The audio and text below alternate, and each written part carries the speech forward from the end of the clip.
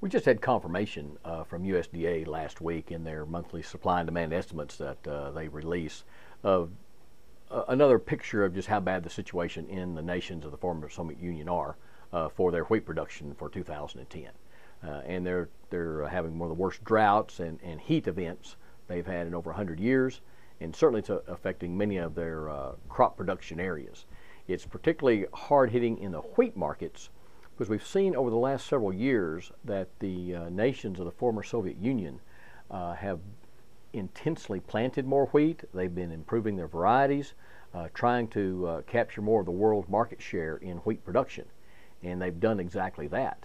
In fact, over the last couple of years, we've seen those 12 nations of the former Soviet Union become the world's #1 exporters of wheat.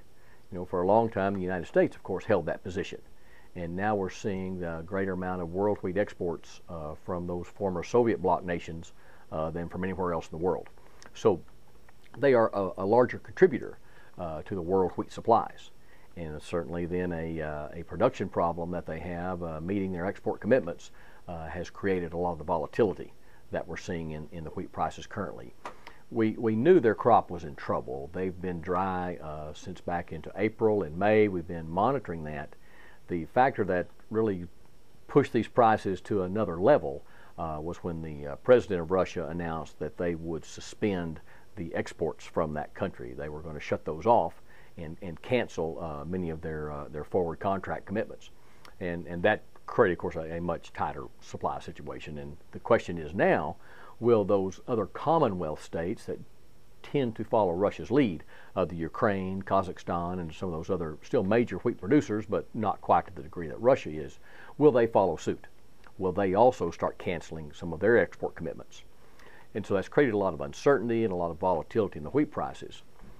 The plus side for the U.S. wheat producer is what's been happening in our wheat prices. Another element of USDA's report last week was a large increase in projected exports of U.S. wheat. Certainly, we are still one of the major exporters in the world. We are one of the most high quality, most dependable suppliers of wheat in the world, and so we would be naturally that we would increase our export sales as exports are limited from other places. And that's one of the problems as we rely on exports from countries like Russia and Kazakhstan. Even though they're large wheat producers, they have such a great degree of variability in production from one year to the next. Whereas you take a country like the United States or Canada, where we've been long-term exporters of wheat in the world, and we're much more stable in our supplies.